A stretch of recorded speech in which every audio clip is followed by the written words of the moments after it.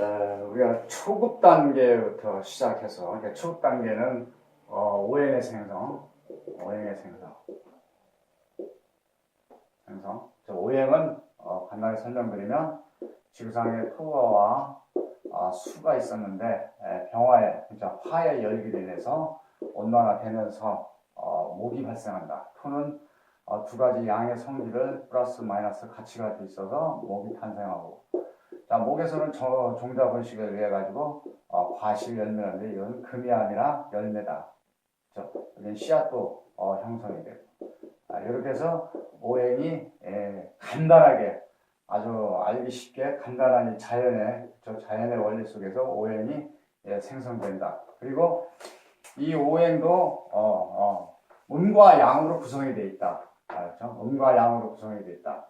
그리고 이제 보면은 여기에서 이제 양과 음의 구성이 되어 있는데, 왜 오행인가? 오행, 을목과 병화, 무토, 경금, 개수는 양의 기질을 가지고 있고, 그리고 양의 기운을 생산하는 데 능하고, 그 양의 기운을 먹고 사는 오행이다. 또 반대적으로 간목을 비롯해서는 음의 기운이다. 그렇죠? 음의 그 창출을 잘하고 또 능하고 또 기운을 먹고 사는 거다. 그래서 요거는 우리가 이제 항상 묘와 유의 선상, 그렇죠? 유의 선상. 자, 우리가 계절적으로 보면 기를 상승시키는 그 춘분을 통해서, 춘분과 경칩에서 조짐을 보이며 춘분에서 이제 낮의 길이가 길어지고 기의 상승이 여기서 이제 높아져가는 거죠. 그렇죠? 기의 상승. 여기는 이제 반대로 기가 왕성을 부려서 기화된 상태에서 여름을 거쳐서 있다면, 이쪽에다 수렴하는 쪽이죠. 우리가 가을 되면 백로를 기점으로 해서 8월, 그 다음에 백로를 기점으로 해가지고 추분, 이제 이때부터는 음의 기운이 왕성해지는 것이죠. 그렇죠? 밤의 길이가 길어지는 상황에서. 그래서 여기는 수렴이다. 수렴하는 거죠. 수렴하는 기고, 이쪽에서는 기가 상승하는 거예요.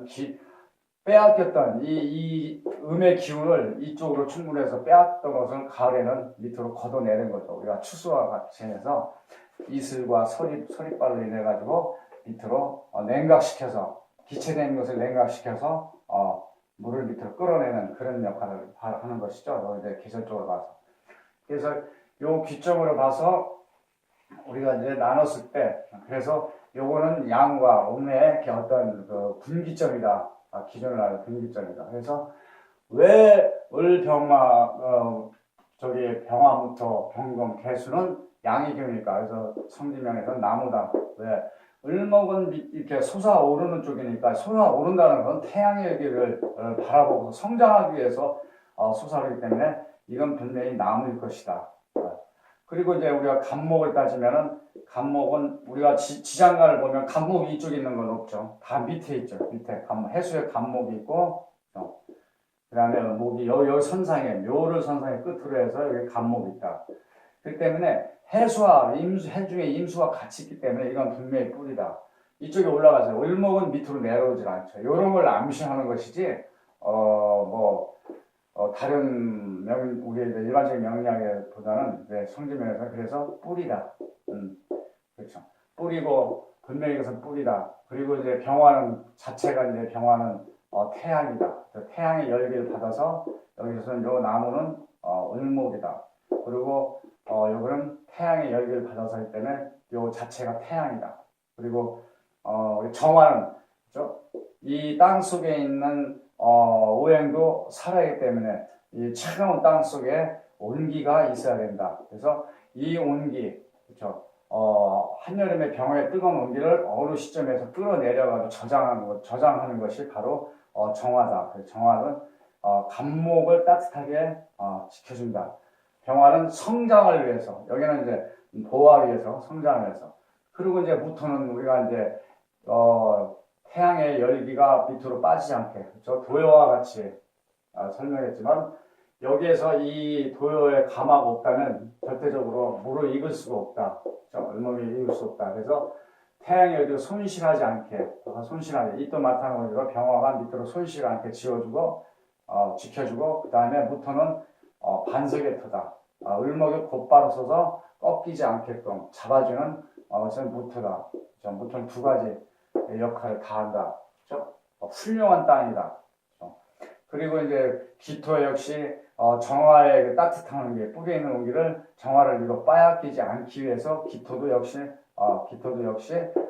보호하는 것이다. 음의 기운을 위로 뺏기지 않게 보호하는 것이다. 그래서 토도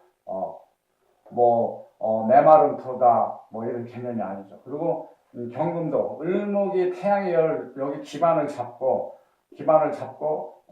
태양의 열기를 해서 성장하게 되면 반드시 열매를 맺게 되는 거죠. 우리가 미월, 5월부터 사오미에서 왕성한 활동을 태양의 열기 활동을 해서 결실을 맺는 거죠. 이것은 쇠가 아니라 과실, 열매, 결정체다. 맞죠? 신금은 이 결정체에서 유에서 이제 끌어내려요. 유해선상에서 이제 가게 되면 경금은 녹아내리고 과실은 이 속에서 씨앗을 밑으로 이제 가두는 거죠. 그래서 신금은 씨앗이다. 그래서 음의 기운에 있다. 신금이 이쪽으로 있는 건 별로 없죠. 다 밑에 있죠. 그렇죠? 밑에 기운에 있고. 그래서 요거는 과실이고 요거는 씨앗이다. 또 개수는 물은 내림수, 그쵸? 위에서 아래 내리는 게 자연에 쓸리고 오르는 거 없지만 오르는 수가 있다. 기화시켜서 올려가는 수가 있는데 이것이 바로 개수다. 개수다. 여기 오름수가 을목을 먹여 살리기 위해서 영양분을 위로 공급하는 것이 이게 이제 개수다. 개수다. 그리고 자체적으로 이제 임수는 지하수기 때문에 을목을 먹여 살리고 정임 합이 되고 뜨거운 따뜻한 온기, 그렇죠? 병화는 열기지만 여기는 온기이기 때문에 온기와 물이 따뜻하게 적당히 있으니까 신금이 아주 좋고 간목 입장에서 신금 씨앗도 아주 좋고, 그렇죠? 요런 온기와 또 습기를 기토가 이제 위로 못 빠져나가게 해준다. 그리고 마찬가지로 병화의 여기에 수와 또 병화도 마찬가지로 열기와 밑으로 빼앗기지 않는 것이 무토의 역할이다. 그래서 이렇게 해서 오행의 이제 식간에 이제 왜 양의 기운에 있는가, 또 왜 을목을 비롯해서는 음의 양의 기운을 가지고 있는 오행과 구분을 분명히 줘야 된다. 그래서 나중에 사주풀이하는 데 있어서 하나로 인해 가지고 이것은 목이다 이렇게 나눠서 더 세분화시켜서 어떤 걸 쓸 수 있느냐 없느냐, 그렇죠? 그리고 을목과 간목은 같은 목이지만 서로 겁제 관계다. 서로 협력이 이루어지지 않고 서로 대립 반목을 한다. 그리고 이제 우리가 오행의 생성에서 오행의 생성과 또 음과 양으로 나눠지는 식간을 이제 했죠. 음과 양으로 나눠지는 식간. 그렇죠? 그래서 이렇게 양의 기운을 가지고 있는 것 을목을 비롯해서 병화, 목토, 경금, 개수, 음해경, 간목, 정화, 기토, 신금, 임수. 그래서 요 식간도 우리가 이제 왕색 광역이 있다. 광역이 분명히 있다. 그래서 요것을 나눴을 때, 그렇죠? 묘는 오름세고, 양의 기운이 오름세고, 여기는 이제 음의 기운이 이제 끌어내리니까 여기가 이제 강해지는 것이죠. 유를 기점을 해서. 그래서 이제 요때는 간목과, 그쵸? 정화, 기토, 그 다음에 신금, 임수. 요 오행들은 아주 음의 기운을 만들어내는 아주 능수능란한 그런 능력이 있다. 그리고 기운을 먹고 살기 때문에 요 지지가 식간이 요 지지를 따랐을 때, 그러니까 유를 비롯해서, 그렇죠? 유를 비롯해서, 자, 유는 아니고 묘를 끌어내리니까, 그렇죠? 여긴 임수가 젖줄인데 이 정화와, 그쵸? 정화와 임수가 같이 이제 합을 해서 여기에 신금도 서로 이제 하는데, 요 기점물에서 밑에 끌어내리는 요 지지, 그쵸? 지지. 여기에서 술토, 그 다음에 우리가 해수, 그 다음에 추, 인. 요 지지를 깔고 있을 때는 여기는 신강하다. 그쵸? 요 신강, 또 신왕하죠, 신왕하죠. 요 지지를 깔았을 때. 그래서 요때가 만약에 본인이 신강하고 신왕 했을 때, 이 아래는 서로의 주종 관계라고 그러죠. 이쪽이 왕이야, 이쪽에 있던 을목과 병화와 무토와 경금, 개수, 그렇죠? 개수를 비롯해서 이 오행이 이쪽에 지지를 깔고 있으면 신왕하고 신강한데 이런 주정각이 돼. 여기가 신왕하고 여기가 신약하다든가 자기 지지를 깔고 못해가지고 신약하면은 주정관계 여기가 주인이고 여기는 종이라는 얘기죠. 그렇죠? 내가 밑에를 저기 끌고 해서 어떤 주인 입장이 아니라 종이 입장에서 뼈 빠지게 일을 하지만은 제대로 얻는 것도 없고 또 주종관계가 안 돼서 그래도 내가 왕해야 주인이 되면서 종을 부릴 수 있는 그런 개념이고 이쪽이 왕하고 이쪽이 쇠할 때 그렇죠. 이쪽이 왕할 때 이쪽을 다스릴 수 있다는 얘기야. 자유자재로 떡주무릇이 다 다스릴 수가 있다. 왕해야 된다. 그래서 간목가을 뭐 여기는 무조건 이쪽에 지지를 가지고 있으면 장생목욕 관대 건록 제왕 이렇게 되죠. 근데 그리고 이쪽도 마찬가지로 그래서 내가 강하면서 강해야지 이쪽에 기운을 다스릴 수가 있다. 주종관계를 이룰 수가 있다.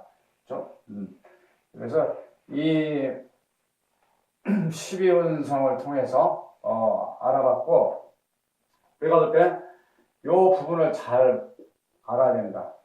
보통 보면은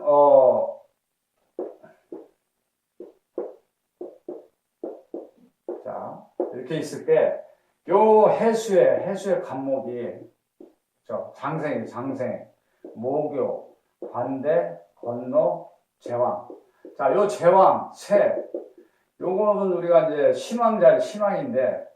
신왕자리인데, 건목은, 자수성가, 자립할 수 있는, 또 제왕말. 근데 제왕은 항상 보면은, 오름과 쇠하는 기운을 갖추기 때문에, 요게 이제 변화무쌍하죠. 성공과 실패가 같이 반복되는 일을 크게 도모하면서도 또 패하는 때는 왕창 패한다. 그리고 요 쇠도 신왕에 속하지만 이쪽 지역에 있는 쇠는 별 볼 일 없다는 얘기죠. 정신적으로 이제 쇠하기 때문에 요럴 때는 정신적으로 쇠는 육체 건강 모든 면에 있어서 갖추고 있지만 육체는 건강이 이제 밑으로 내려오는 쪽이기 때문에 쇠인데 정신적으로 육체보다 정신적으로 정신적 활동을 굉장히 선호하는데 이쪽 위에서 정신적 활동은 거의 크게 성공하기가 어렵다는 얘기죠. 자기 음의 기운이기 때문에. 근데 반면에 요런 임수 같은 경우에 자, 이렇게 했을 때 자, 임수 같은 건 여기가 장생이죠. 임수. 근데 여기 장생의 입장에서 장생은 어린아이와 갓난 어린아이 같아서 누구나 젖을 물릴 수 있다고 그랬죠. 인덕이 아주 풍부한데 요 임수는 장생의 적지에 있다는 거죠. 양의 기운의 적지에 있다. 그러니까 있는 듯 없는 듯한 장생이죠. 여기에 이제 우리가 신월이면 그렇죠. 신월의 지장간에 경금이 있고 그 다음에 임수가 있고 그 다음에 무토가 있는데 이 적지에 있기 때문에 있는 듯 없는 듯 한 장생이죠. 그러니까 적지에 있기 때문에 이거는 배가 고파도 갓난아이에 이제 젖이 모자라는 배고픈 장생이라고 배고픈 장생. 그 대신에 장생, 목욕, 관대, 건록, 제왕, 쇠 여기는 쇠죠. 그렇죠? 제왕섭 될 때. 요 쇠도 이제는 작년 기운으로 그렇죠? 중년에서 청년 여기는 중년, 작년에 벌써 이제 몸이 예전 같지가 않고 그런 시기인데, 이제 쇠하는 거죠. 밑으로 이제 기운이 내려가는 쇠한 쪽이지만, 요럴 때는, 쇠는 내 구역에서 활동하기 때문에, 내 음기운일 때, 요런 쇠는 정신적으로 성공을 한다. 육체적이 아니라 정신적으로 큰 활동에서 성공을 한다. 요 간목과는 틀리죠. 그리고 여기에서 우리가 장생, 목욕, 관대, 건록, 여기 이제 경금이 이제 장생이고, 그렇죠? 경금은 본인의 장생지에 있으니까 아주 좋다는 장생. 그 대신에 장생, 목욕, 관대, 건록, 제왕, 쇠가 이쪽에 걸리니까 음의 세가 일단 별 볼 일 없다. 그래서 경금이 여기가 그러면 경금이 우리가 통상적으로 술토를 가지고 수월이다. 이때는 유와 술은 수렴해서 밑으로 기운을 양의 기운을 이 밑에 양의 기운이 있다는데 이 밑에는 숫기를 한여름서부터 시작해서 가을까지 다 끌어올려가지고 본인들이 다 썼다 이거죠. 그러면 이쪽에서는 다시 재생하기 위해서는 6월에 다시 수고라는 게 자연의 원리죠. 그렇죠? 백로를 기준으로 해서 수고해서 기운을 응집시켜서, 그렇죠? 기운을 이제 끌어내리는 것이죠. 이럴 때 유화일 때는 여기는 병사며 절태양이 걸리해서 신약하지만 요럴 때 끌어내리는데 쇠한데 경금이 토생금 이래가지고 왕하다 이거는 맞지가 않죠. 그죠? 왜? 묘와 수는 밑으로 끌어야 돼. 여기 경금은 양의 기운을 먹고 살아야 되고 양의 기운을 만들어낸다. 아니 능수능란한데 수를 가지고 있다. 또 유를 가지고 있다. 이 왕성하다. 이건 어떤 법칙에 이어령대어를 때려 맞추는 것이지 자연의 순리를 그대로 우리가 순응하면서 가는 그런 이론이 아니라는 것이죠. 그래서 이런 원리로서 이제 12운성을 통해서 이제 알아봤고 그 다음에 새도 신화인데 새가 어디 있느냐 무조건 내가 활동할 수 있는 것이 어디에 있는가 그렇죠? 묘와 유의 선상에 있는가 자, 이런 선상에서 어디에 있는가 분명히 파악해야 된다. 그래서 경금 같은 경우에는 여기에 이제 우리가 진토 그렇죠? 요 진토 아주 좋죠. 진해는 을목이 있고 개수가 있고 무토가 있죠. 이 진토는 씨앗을 담아서 이제 발생하는 쪽이고 여기에 미토는 자라나서 다 어떤 결실을 맺어가기 때문에 이 경금은 반드시 진토와 미토를 가지고 있어야 된다. 이게 원칙이죠. 기를 생산하고 기를 먹고 사는 이 천간이. 근데 수토를 가지고 있다는 이건 축토를 가지고 있다는 이건 벌써 경금은 죽은 자와 같죠. 여기서 절태양까지 걸리니까. 그렇죠? 여기에서는 수렴하는 경금의 기운을 수렴하는 거니까 이쪽에서. 그렇죠? 그래서 이렇게 해서 왕세 강약을 분명히 구별을 할 줄 알고 쓸 줄을 알아야 된다. 그냥 아무 생각 없이 뭐 12운성을 애워가지고 있는 게 아니라 12운성에 다 신강신약이 있는 것이지 뭐 인성이 있고 비겁이 있고 다 쓸 수 있는 것도 있고 쓸 수 없는 것도 있다는 얘기죠. 지지도 마찬가지고 자연의 순리에서 입각을 해야 된다. 그리고 우리가 이제 또 육신에 대해서 육신과 육친에 대해서 이제 또 알아봤는데 이번 이 시간을 기점으로 해서 초급은 이제 끝났고 육신과 육신의 활용법 그렇죠? 또 육친에 대한 활용법을 비롯해서 초급은 끝났는데 이제부터는 중급 과정으로 여기고 이때 중급 과정은 조금 이제 차원이 좀 다르다는 얘기죠. 그렇기 때문에 잘 같이 연구해서 한다면 사지도 쉽게 성지명리학은 될 수 있으면 자연 속에서 암기하는 쪽이 아니고 아주 쉽게 저도 지금 뭐 책을 본다든가 또 어떤 뭐 암기해서 하는 게 아니고 공부를 자연 속에서 공부를 하다 보니까 나도 모르게 수술 나온다 얘기죠. 그래서 제가 이제 사주를 이제 지인들이나 이렇게 봐주는데 저는 상담식으로 사주를 본다 얘기죠. 상담자 역할이라는 거죠. 네. 이 의뢰자들에 보면은 뭐 40이 됐든 50이 됐든 20이 됐든 20년 동안 했던 이 사람의 살아온 역사가 있는 거죠. 역사가. 그래서 그 역사를 같이 논의하면서 어떤 시기에 어떻게 같이 이렇게 이야기를 나누면서 재미있게 그때는 그 시절에는 어떤 칠살이라는 게 있었는데 칠살이 나를 어떻게 해서 만들어서 내가 돈 좀 손해보고 건강에 좀 문제가 있었다. 그렇죠. 맞습니다. 그럼 저는 앞으로 어떤 방향으로 나가면 좋겠습니까? 이런 상담자 역할이지. 보통 보면은 뭐 제 딸내미도 보면 뭐 철학관이나 어디 갔다 오면 아빠가 금이 많대. 금이 많아가지고 뭐 그리고 내가 쌀이 있대요. 뭐 무슨 쌀이 있어가지고 장성쌀이 있어가지고 그러면 얘가 기억하는 것은 금이 많다는 거와 장성쌀이 있다는 거 그것뿐이 기억하고 그게 어떤 장이고 앞으로 네가 어떤 데서 몇 살부터 어떤 역할을 한다든가 네가 모질라는 부분이 뭐라고 얘기하대. 모질라는 부분이 분명히 있으면 그 모질라는 부분 찾아서 네가 자기 개발을 하고 어떤 기술적인 개발을 하면서 사회생활을 할 수 있는 그런 여력을 만들 수 있는 게 뭐라고 하대.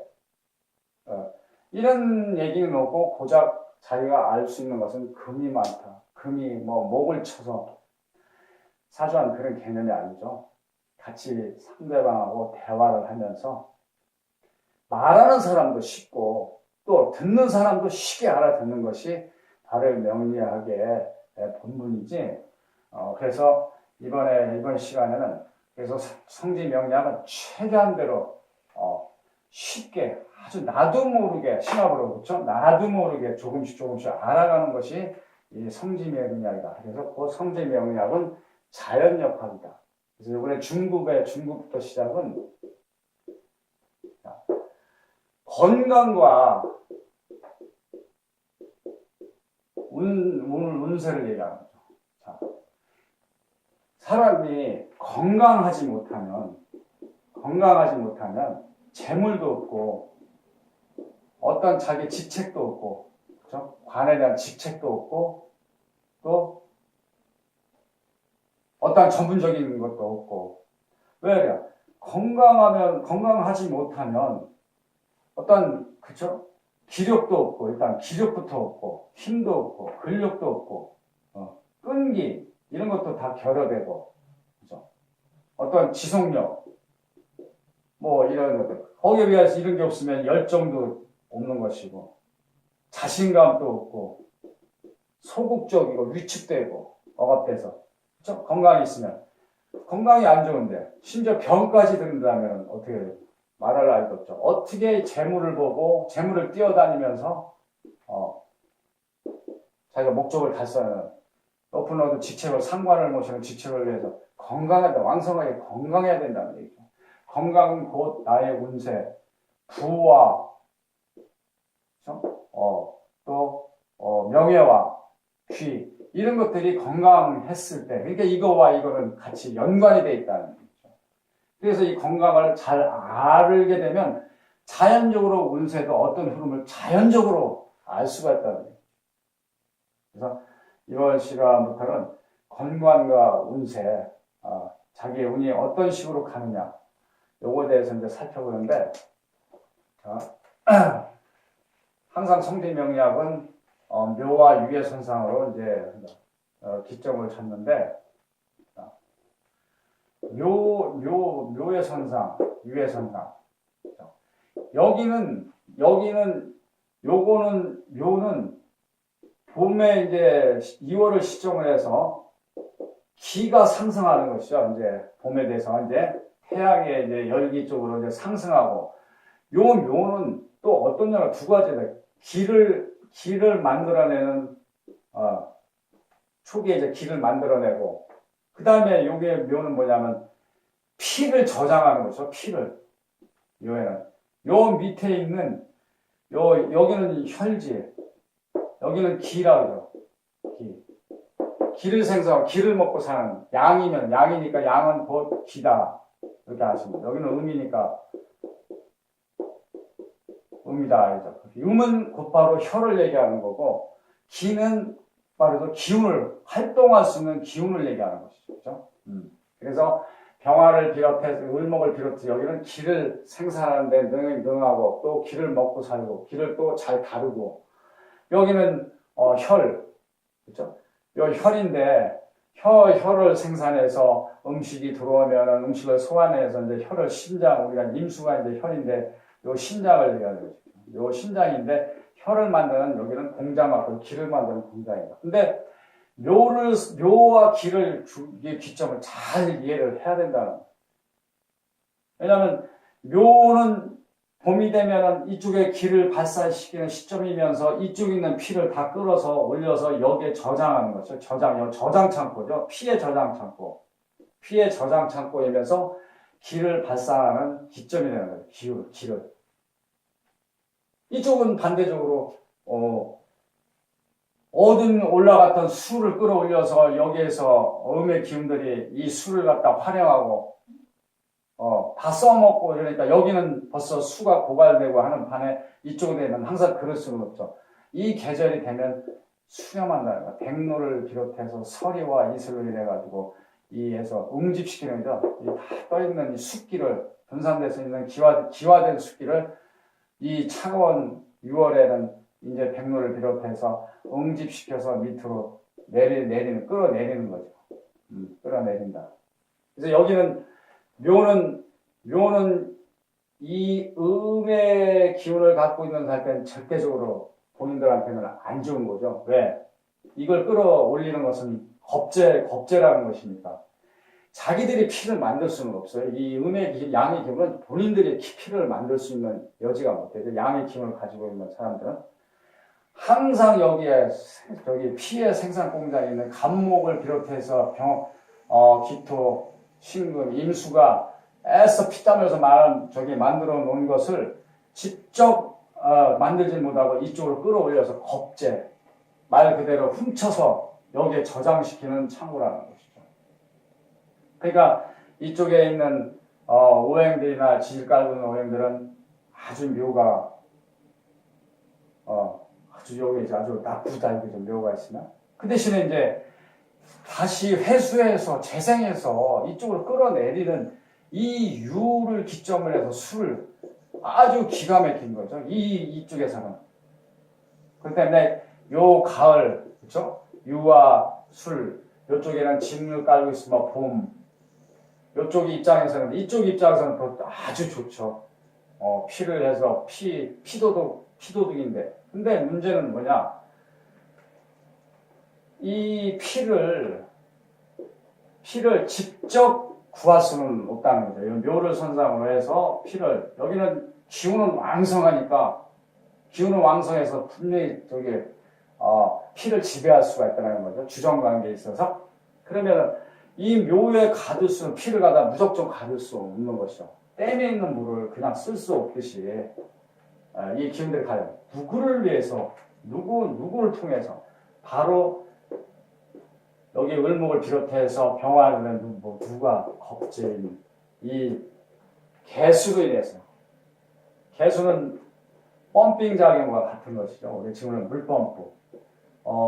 물은 위에서 아래로 흐르는 게 자연의 순리인데 위에서 위로 올리는 역할을 하는 것이 바로 개수다. 개수다 이거죠. 그래서 개수는 임수 여기 우리가 자에서 보면은 임수와 개수가 있는데 요 개수가 임수를 겁재해서 끌어올리는 역할을 하는 거죠. 그러니까 요 개수 입장에서는 이 양의 기운에 있는 이 천간들은 암적인 존재라는 겁재. 아주 요 개수는 피도 눈물도 없는 아주 그런 겁재라는 거죠. 요 피를 어떻게 해서라지 마련해가지고 위로 올려줘야만이 이 기운도, 음의 기운도 피가 있어야 되니까. 그죠? 양이 기운으로만 살 수 없으니까. 그래서 동분소주, 피가 있는 쪽에만 어딘지 쑤시고 다니면서 아주 피도 눈물도 없이, 쫓아다니면서 피를 이쪽으로 겁재해서 올리는 거죠. 이쪽에서는 암적인 존재지만 이쪽에서는, 양의 기운에 있는 보배로운 존재다. 아주 훌륭한. 이 개수가 이쪽에 있는 양의 기운들이 개수가 한 점 없다면 이게 또 그림에 떠서 못 올리죠. 펌핑이 없는데 어떻게 물을 올릴 수 있느냐 이거죠. 반면에 정화가 있는데 자, 여기서 아무리 간목을 비롯해서 이 식간들이 암만 피를 만들어도 이 땅 속에 있는 피는 얼음덩어리와 같다. 사실 따지면 차가우니까 쓸 수가 없는 거죠. 응집되죠. 뭉치는 거죠. 따뜻한 거죠. 이럴 때 여기에 병화의 열기를 겁재해가지고 밑으로 암암내 개수와 똑같은 역할을 하는 개수와 정화는. 요거는 여기에 오화에 병화가 있고 정화가 있는데 정화도 화도 병화고 이런 개념이 아니라는 거죠. 정화는 겨울을 위해서 이 음기운을 위해서 혼자 외로이 쓸쓸하게 자기 힘으로 다 하는 거예요. 그럼 정화도 이쪽에 양의 기운을 암암리에 훔쳐가지고 겁재해가지고 밑으로 끌어내리는데 이쪽의 입장에서는 정화가 암적인 존재다. 그리고 반면에 이쪽엔 정화를 따뜻하게 해서 피도 임수도 따뜻하게 해주고 신금도 따뜻하게 해주고 이쪽에 온기를 열기가 온기를 훔쳐서 정화를 때 이쪽에는 보배로운 존재다. 그래서 항상 개수가 없는 이 양의 기운들은 사실 피가 없는 기고만장한 기루만 안강할 뿐이지 사실 개수 한 점이 없으면 여기도 문제가 있다는 얘기죠. 여기도 병이 드는 거나 마찬가지야. 또 여기도 암만 피를 많이 생산해 해도 피가 따뜻하지 않으면 응고되고 응집되고 해서 쓸 수가 없죠. 얼음덩어리 응집대가 단단해서 쓸 정화가 없다. 그래서 정화와 기토를 잘 구분을 해가지고 나중에 사주 어떤 풀이할 때 이걸 많이 쓸 수가 있다는 아주 피도 눈물도 없이 겁제 남의 것을 이제 위에 있는 양기운 밑에 있는 음기운을 훔치기 위해서는 온갖 수단 방법을 다 가리지 않고 아주 바쁘게 오행 중에서 제일 바쁘게 뛰는 것이 바로 개수와 정화다.